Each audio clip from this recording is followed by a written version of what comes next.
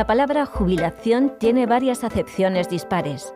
Por un lado, alegrarse, regocijarse. Por otro, dispensar a alguien por razón de su edad o decrepitud de ejercicios o cuidados que practicaba o le incumbían. Quizá la jubilación sea una mezcla de las dos cosas. Y para llegar a ella, y todo lo que las palabras regocijo y decrepitud traen consigo, sea necesario prepararse en todos los sentidos, hacerlo individualmente, pero también contar con programas de asesoramiento desde las corporaciones, pues a veces el júbilo se llena de años y complicaciones. Construyendo el camino hacia la jubilación es el título del programa que nos regalan Gabriela Topa Cantisano, catedrática del Departamento de Psicología Social y de las Organizaciones de la UNED. Su actividad investigadora se centra en la psicología organizacional, principalmente en el enfoque de la psicología de la sostenibilidad y del desarrollo sostenible. Manuel Nevado Rey, doctor en Ciencias de la Salud, profesor asociado de la UNIR, autor del libro El duelo, crecer en la pérdida, de RBA Editores, psicólogo en el equipo de atención psicosocial de cuidados paliativos Fundación San José, y Samuel Fernández Salinero, doctor en Psicología de la Salud por la UNED. Gran parte de su trayectoria profesional ha consistido en la transferencia de conocimiento del ámbito universitario al trabajo asistencial en diversas problemáticas de índole psicosocial y laboral. Es profesor en la Universidad Rey Juan Carlos desde el año 2018. Samuel es quien conduce este espacio que comienza así.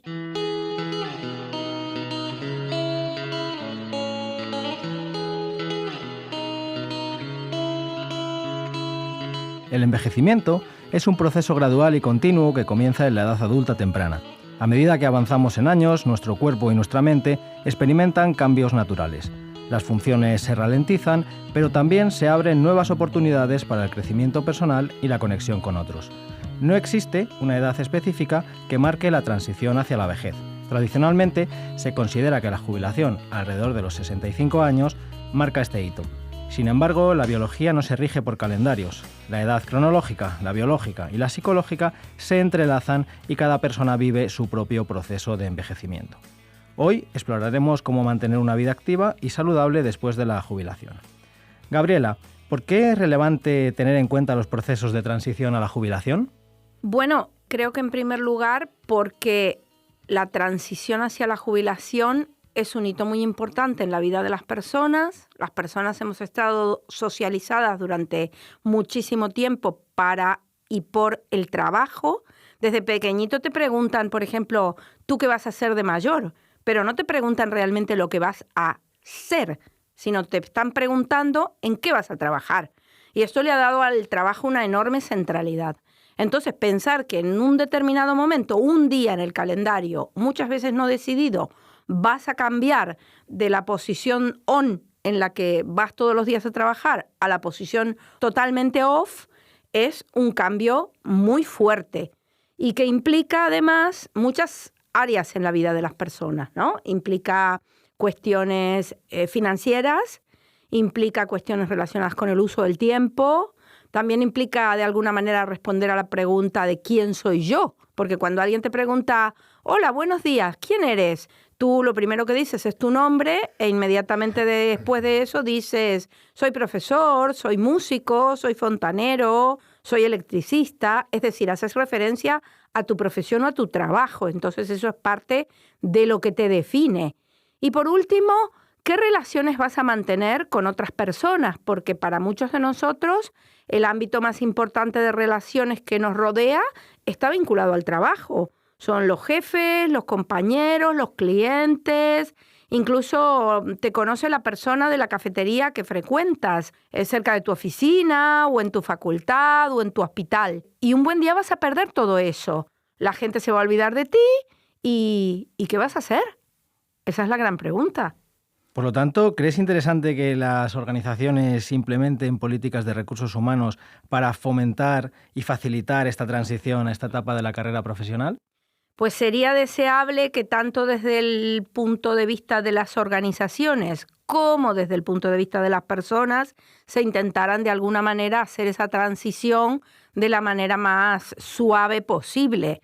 las organizaciones también están constreñidas por los parámetros legislativos que en España se están flexibilizando, pero lentamente, porque aquí durante muchísimo tiempo y para la mayor parte de las profesiones ha estado prohibido compatibilizar una actividad laboral remunerada con la percepción de una pensión o de una jubilación.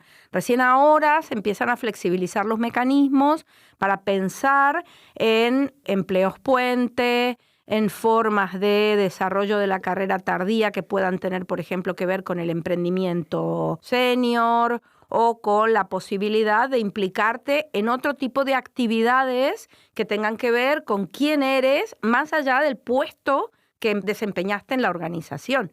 Pero respondiendo a tu pregunta, si las organizaciones no lo hacen, por lo menos las personas deberíamos intentar planificar nuestra salida de la vida laboral con bastante anticipación para minimizar cualquier efecto negativo que pudiera tener sobre nosotros. Claro, porque no deja de ser una parte más de la carrera profesional y debe ser incluida también en la planificación de la vida laboral. Manuel, ¿y para ti qué significa envejecer de manera saludable? Pues envejecer de manera saludable significa que has vivido los periodos anteriores, la infancia, la adolescencia, la adultez de una manera saludable. Envejecemos y nos jubilamos tal cual hemos vivido. De tal manera que si una persona ha sido muy activa toda su vida, durante la etapa de envejecimiento post-jubilación, a partir de la jubilación, va a ser una prolongación de ese tipo de vida. Si una persona ha tenido problemas psicológicos, ha tenido problemas cognitivos, ha tenido sencillamente una vida más pasiva, más sedentaria, la jubilación va a ser una continuación de todo ese proceso. Envejecemos como vivimos, al igual que morimos como vivimos. Entonces, esa es una perspectiva muy interesante de vida y que se tiene que tener en cuenta, junto con lo que habéis ido comentando vosotros, a la hora de hacer planificaciones de jubilación. ¿Y qué ofrecerías tú como consejo para estas personas que se están acercando a la jubilación? ¿Plantearse este momento futuro, empezarlo a planificar un poco desde la juventud? ¿Cómo lo verías tú? Pues vivir en el día a día y vivir sin agobiarse con la jubilación, para lo bueno y para lo malo, tanto porque tengas muchas ganas de jubilarte como porque tengas pocas ganas de jubilarte. Porque claro, ahí los trabajos y la intensidad del trabajo es diferente cada uno de nosotros, ¿no? Por ejemplo, nosotros, desde el punto de vista de la psicología, ¿cuándo se jubila un psicólogo? Es complicado, ¿vale? Sí que es cierto que decir, bueno, ¿cuándo dejas de cobrar? Sí que es como el punto clave de la jubilación, ¿no? O sea, cuando te dice, ya estás jubilado porque pasas de depender del salario de tu empresa, del salario que generas como autónomo, como freelance, como gusta decir en el mundo liberal, a la parte de que te está pagando el Estado la pensión. Pero tu actividad cognitiva, tu actividad intelectual sigue. Te pueden jubilar económicamente, ¿no? Pero no te pueden jubilar laboralmente o intelectualmente, ¿no? Entonces, ¿dónde entra la jubilación, por ejemplo, en un psicólogo? Un psicólogo de 75 años puede seguir dando unas clases maravillosas o seguir siendo un terapeuta excelente como lo ha sido durante los 50 años o 60 años que lleve ejerciendo, ¿no? Y claro, ahí es donde entraríamos en ese tipo de vida, ¿no? Y de ahí la importancia de la perspectiva. Porque lo que te comentaba, si tú tienes muchas ganas de jubilarte, puede que los años de jubilación, hasta que llegue la jubilación definitiva, se te hagan eternamente largos, ¿no? Y que, claro, pues tal y como está ahora todo el tema de la política, ¿no? De ver las edades de jubilación, a lo mejor tú dices, bueno, yo me voy a jubilar ya a los 67, pero a los 65 puedo empezar a lo mejor a pedir una prejubilación. Y quién dice si a lo mejor de aquí a un tiempo te alargan un poquito, aunque solamente sea por medio año, un año, y ese año se te hace totalmente eterno, ¿no? Entonces, ese periodo de incertidumbre es la que hay que manejar muy bien desde el punto de vista psicológico y también desde el punto de vista de las empresas que puedan tener estos programas de preparación a la jubilación, tanto para aquella persona que tiene ganas de jubilarse antes de tiempo como para aquella persona, ¿vale?, que si le dejan, pues seguiría prácticamente en la empresa o haciendo su actividad pues prácticamente hasta el día que se muriera, ¿no? Parece ser como que estamos hablando de que la jubilación tiene que ver mucho con la actividad, ¿no? Y también una vida quizás saludable después de la jubilación implica mantener también una actividad o una actitud activa. La siguiente pregunta que te quería plantear es ¿qué significa para ti precisamente tener una vida significativa después de la jubilación, ¿no? ¿Qué aspectos contribuyen a tener una vida plena? Contribuye a tener una vida plena el que tú vivas la etapa de la jubilación acorde a los valores de vida que has tenido, añadiendo, y esto es muy importante, añadiendo actividades, valores, pensamientos, o cosas que no podías hacer durante la etapa de vida laboral.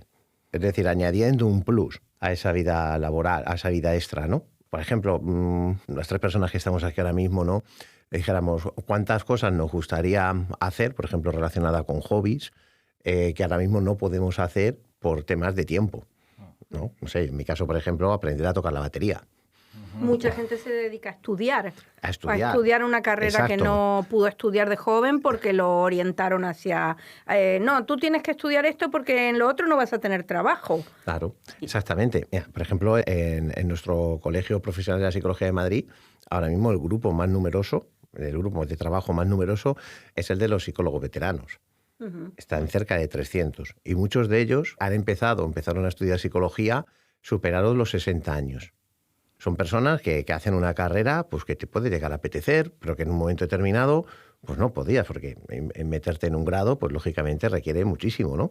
Y ahí seguro que todos nosotros pues tenemos cosas pendientes que decimos, pues oye, en el momento en que yo tenga tiempo voy a hacer esta actividad, voy a hacer esto, ¿no? Comentaba antes, ¿no? Yo, por ejemplo, en mi caso, a lo mejor aprender a tocar la batería, que es algo que me gustaría hacer, pero que ahora digo, a ver dónde saco yo tiempo, ¿no? Dentro de toda la actividad laboral, la docencia y todo lo demás, para poder sacar 2 días a la semana, pues para poder hacer estas cosas bien, ¿no? Entonces, digamos un poco, la jubilación puede ser esa época de cumplir sueños, ¿no? Metas que por determinadas razones no has vivido antes, ¿no?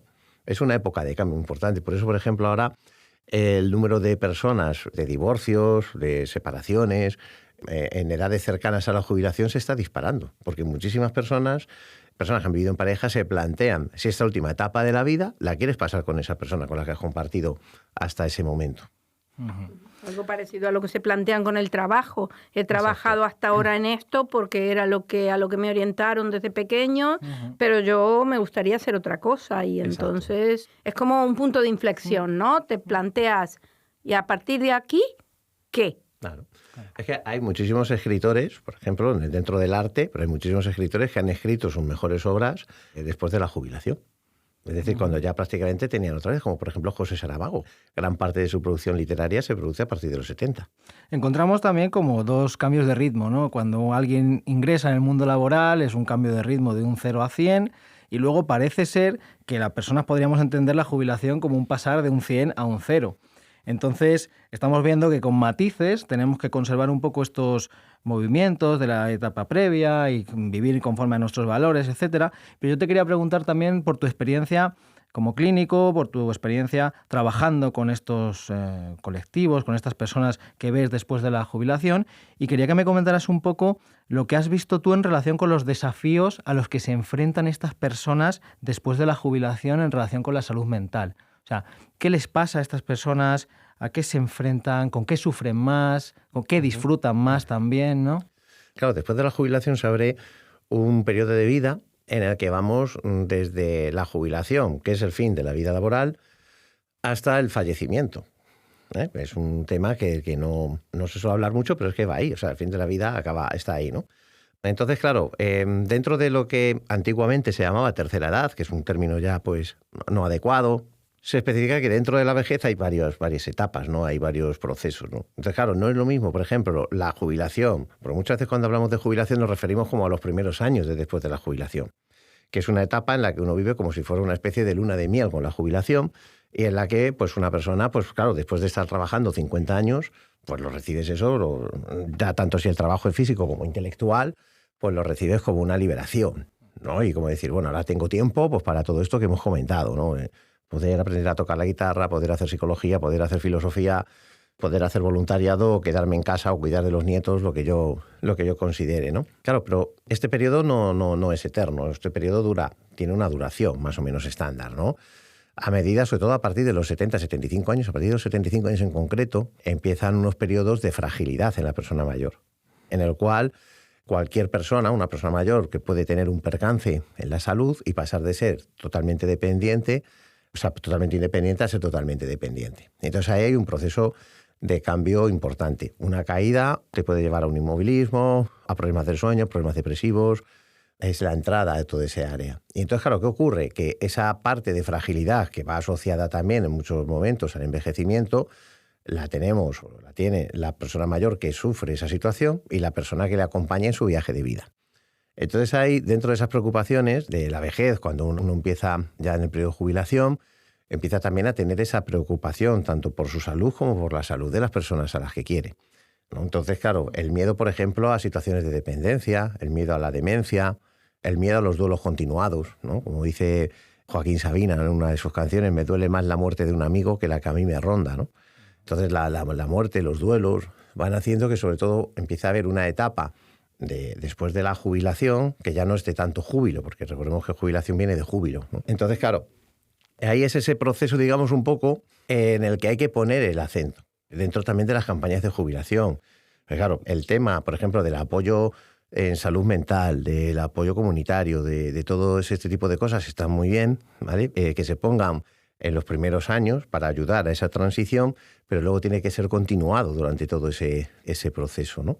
Y entonces ahí es donde tenemos que psicoeducar desde nuestra parte también a las personas para que puedan ir haciendo y cumpliendo todo ese proceso, ¿no? Y para que sepan defender también, que esto es una parte muy importante, sus derechos como persona jubilada, sus derechos personales, su autonomía personal. Es decir, no por el hecho de que yo tenga tiempo, tengo por qué cuidar a mis nietos, no puedo ser un abuelo esclavo. Claro. ¿Vale? Es decir, mi tiempo es mi tiempo. Yo ya he trabajado los 60 años o 50 años que he tenido. Ahora, con mi tiempo, hago lo que yo quiero porque es mi tiempo. Entonces, también hay una etapa en la que, de hecho es algo que empezamos a hacer ahora mucho también desde la psicología, cuando empezamos a ir a centros de mayores o a espacios donde nos dan la palabra y hacemos talleres y tal, para que las personas reivindiquen que su tiempo es suyo y que el tiempo es oro. El tiempo es oro. Y entonces, bueno, yo podré ayudar a mi hijo, a mi nieto, a mi hermana o a quien yo quiera, pero es una decisión que elijo yo. ¿Vale? Y lo mismo viene con un montón de aspectos que hacen también, pueden hacer muy vulnerables a algunas personas, ¿no? Estamos hablando de actividad, estamos hablando de valores, de continuar con la actividad previa que teníamos en la vida, pero yo creo que lo que nos hace realmente humanos son las personas, son lo que compartimos con los demás, el apoyo que tenemos, lo que nos abrimos. Y me gustaría preguntarte acerca de la soledad después de la jubilación. ¿Cuál es el papel que tienen las conexiones sociales que puedan mantener las personas, ¿no?, después de esta etapa de la vida? Porque antes Gabriela comentaba precisamente que socializamos mucho en el trabajo. Entonces, ¿cuál es la importancia de mantener estas relaciones sociales y redes de apoyo después de la jubilación? Ahí has dado con una de las claves de la vida. El ser humano es un ser social. De hecho, a ti que te gusta mucho el tema de psicología social y la antropología social y demás, en muchas civilizaciones el mayor de los castigos era el excluir socialmente a alguien. No hacía falta ni meterle en la cárcel ni hacer una privación, sino que sencillamente no se le prohibía hablar con esa persona y empezabas ya a decaer todo tu estado de ánimo cuando caías en la irrelevancia social, ¿no? Una de las políticas más importantes que tiene que hacer cualquier gobierno que se precie, autonómico, local y tal, es luchar contra la soledad no deseada, para que precisamente las personas mayores no caigan en esa irrelevancia social y personal. Claro, los trabajos y más además los trabajos de las personas que se están jubilando ahora, que hay que hacer una distinción, eran una fuente de socialización realmente enorme. Es decir, había personas que se tiraban en la misma empresa 30 años, 40 años, que luego entraban sus hijos. Todavía sigue pasando mucho hoy en España, en ciudades más pequeñas, en zonas rurales, donde una empresa que sea da trabajo a prácticamente toda una mancomunidad, ¿no? Entonces ahí se establecen unas redes sociales y de apoyo realmente enormes, ¿no? Realmente amplias, ¿no? Las redes de apoyo, cuanto más apoyo social recibe una persona, más factor protector va a tener en los procesos de envejecimiento y por lo tanto mucho más en este área. Cuando analizamos, por ejemplo, los programas que se están realizando, por ejemplo, Dan Bautner, ¿no?, es uno de los mejores antropólogos que hay ahora mismo, que está llevando todos los programas de envejecimiento con centenarios en el mundo, se ve que precisamente aquellas personas, las que viven en las zonas azules, que son las 5 zonas del mundo donde más probabilidades hay de llegar a los 100 años, uno de los aspectos claves es el apoyo social, ¿vale? Es la percepción social, como por ejemplo en Okinawa con los Moais, que son redes sociales de apoyo a las personas mayores, o en Nicoya, en Costa Rica, pues por ejemplo con todo el apoyo social y comunitario que tienen en las zonas rurales, y por lo que es la familia amplia y extensa, ¿no? Esa familia amplia y extensa que, por ejemplo, aquí en España pues nos ha servido también de factor protector ante muchas situaciones de crisis, como por ejemplo la del 2008 o ahora recientemente la de la pandemia. Entonces, ¿qué ocurre? Bueno, pues que las personas mayores, sobre todo cuando la soledad es no deseada, que es lo importante, porque una persona que elige estar solo, haber vivido solo, está más preparado para cuando esta soledad llega de una manera ya impuesta a aquella persona que ha tenido siempre pues, un núcleo social, familiar, muy activo, muy alto, y que va viendo cómo todos esos sistemas se le van quebrando. A mayor soledad, mayor vulnerabilidad. Entonces se tienen que desarrollar programas y políticas pues, para todo ese proceso. Y un apunte que me gustaría comentar con vosotros es el cambio. Es decir, fijaros, lo que os comentaba antes, personas mayores que llegan ahora, que se pueden sentir solo o solas, habiendo tenido hijos, habiendo tenido familia, habiendo tenido amigos, habiendo tenido un trabajo, como el que comentáis, amplio y extenso. Vamos ahora a nuestras generaciones, ¿vale? Muchos teletrabajamos, el teletrabajo, muchos vivimos solos, muchos no tenemos hijos. Es decir, todo esto cómo va a cambiar de aquí a 10 años, a 15 años.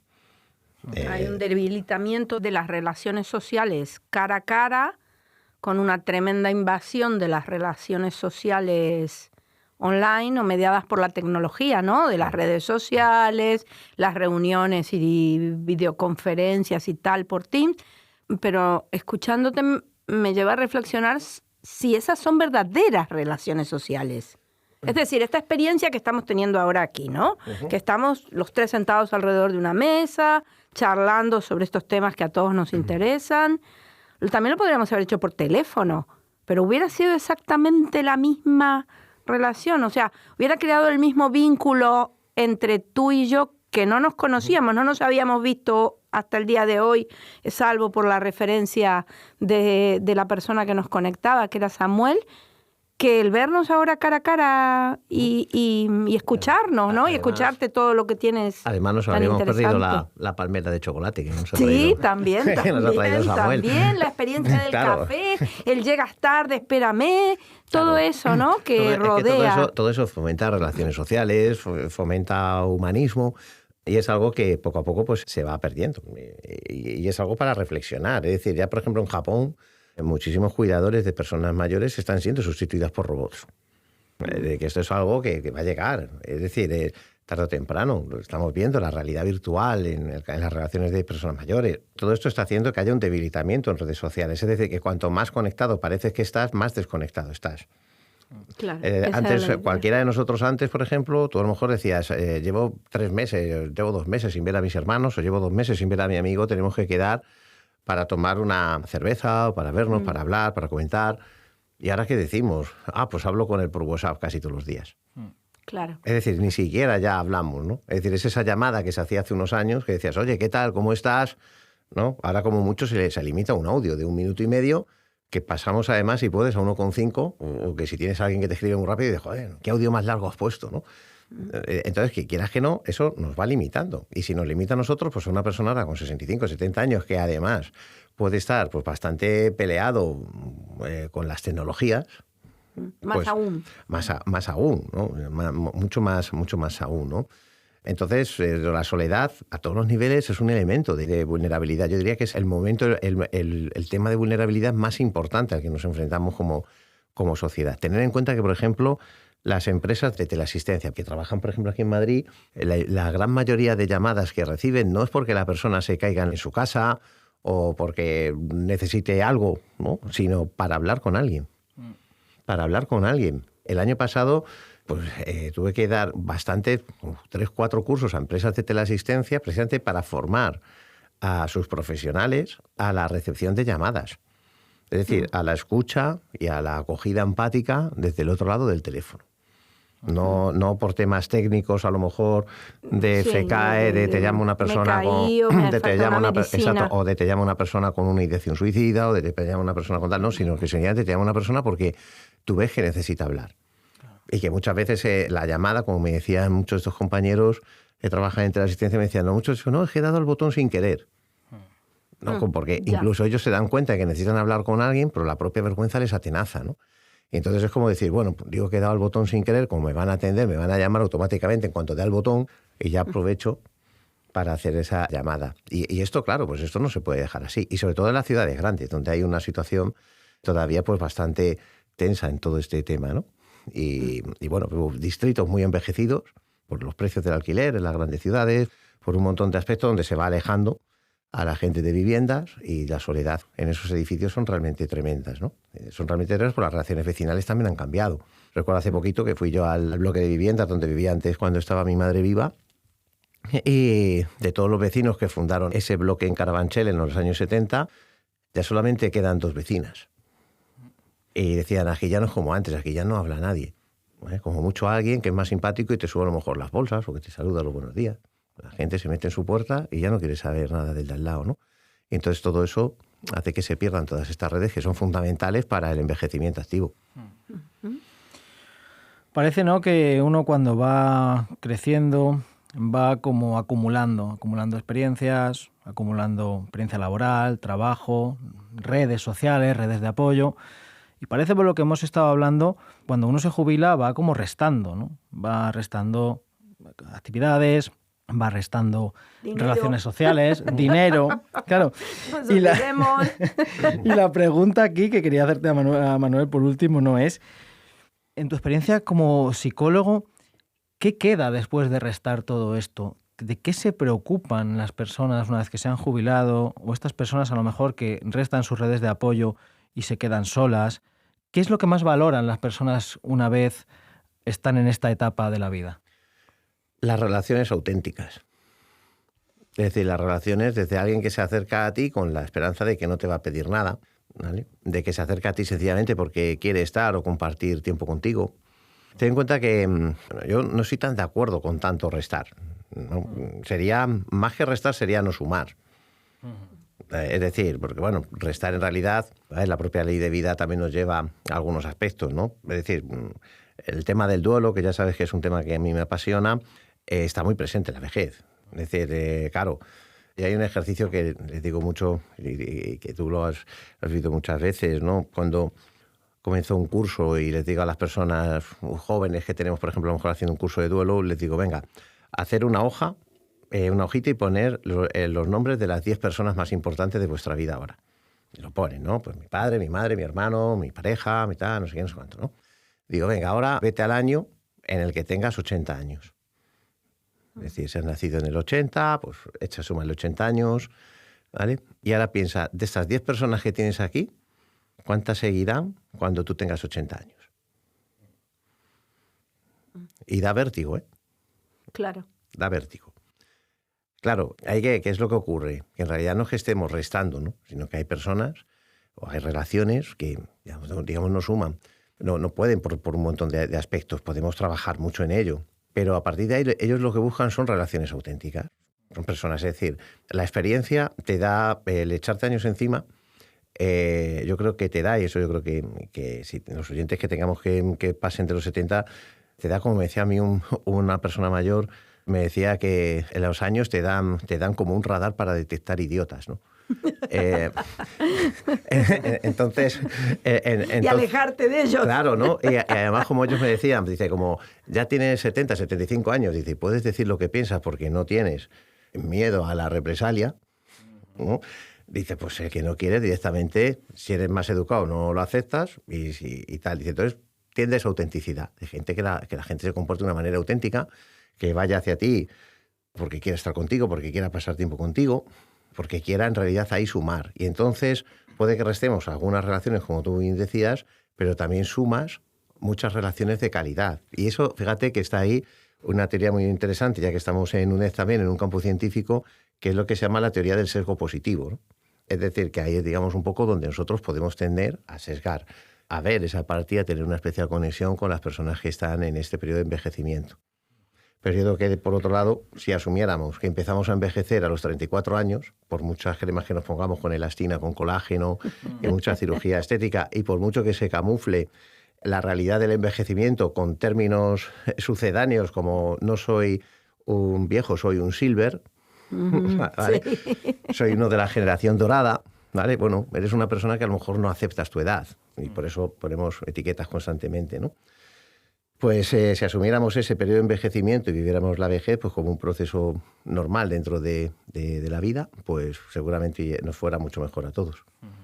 Pues qué bien, ¿no? Estar aquí y, Samuel, nos has hecho tantas preguntas, pero tú no has hablado. ¿Cuáles crees tú que son las claves para mantener una actitud positiva y provechosa, digamos, ante los cambios aparejados en la jubilación y en la pérdida del trabajo por la edad, ¿no? Bueno, yo creo que aquí, rodeado de expertos que estamos y con la conversación tan interesante que hemos tenido, creo que se han tocado los aspectos fundamentales y centrales del envejecimiento saludable, que a mí me gustaría remarcar lo que ha dicho Manuel en relación con construir. Es construir la jubilación, construir el proceso de envejecer. Y hemos resaltado varias cuestiones. A mí me gusta mucho lo que ha dicho Manuel también de la aceptación, ¿no? Un valor muy humanista. Recordamos esa autenticidad también. Rogers, cuando hablaba, ¿no?, de esta autenticidad de ser uno mismo, también la relación con la espontaneidad, la relación con la comunicación, hemos hablado en la conexión con el otro, relaciones de calidad que indudablemente implican relaciones auténticas en las que uno reconoce lo que siente, comunica lo que siente y puede permitirse ser uno mismo, ¿no? También, por otro lado, aparte de esta autenticidad, tenemos lo relacionado con la actividad, mantenernos activos, mantener esos hobbies, ¿no? Yo creo que quien tiene un hobby tiene un tesoro también, tiene un lugar donde puede, lo que decía este autor, Csikszentmihalyi, cuando hablaba de la teoría de flujo, que eran aquellas actividades en las que estás tremendamente depositado, estás disfrutando, el tiempo se pasa más rápido y estás pues incluso conservando esa niñez y ese disfrute. Y por último también la relación que planteaba Manuel antes con los valores. Disfrutar también esos valores, regir un poco la propia vida por unos valores saludables, unos valores auténticos que permitan pues explorar, disfrutar y expandirnos también en esta etapa de la vida, en lugar de contraernos y quedarnos solos o digamos retraídos, expandirnos y disfrutar también estos momentos sociales.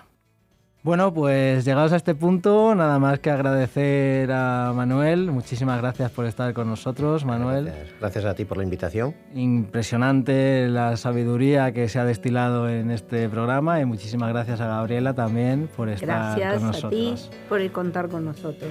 Muy bien, hasta pronto. Hasta pronto, adiós.